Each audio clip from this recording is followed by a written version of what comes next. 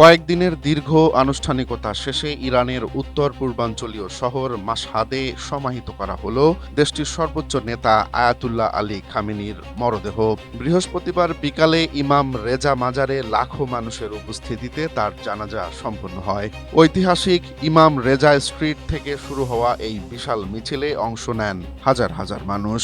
খামেনির বড় ছেলে Ayatollah Mustafa Khamenei জানাজার নামাজে ইমামতি করেন। এর আগে রোববার থেকে তেহরান ও কোম শহর ঘুরে খামেনির মরদেহ নেওয়া হয়েছিল ইরাকের পবিত্র শহর নাজাফ ও কারবালাতে। সেখানেও লাখ লাখ মানুষ তাকে শেষ বিদায় জানায়। ইরান সরকারের দেয়া তথ্য মতে গত ২৮ ফেব্রুয়ারি যুক্তরাষ্ট্র ও ইসরায়েলের যৌথ সামরিক অভিযানে জীবন অবাক না করলে কে করবে? ২৮% মিল্ক ফ্যাটের অবাক করার সাথে ফ্রেশ মিল্ক পাউডার। জীবন অবাক করুক প্রতিদিন। নিহত হন ইরানের এই সাবেক সর্বোচ্চ নেতা।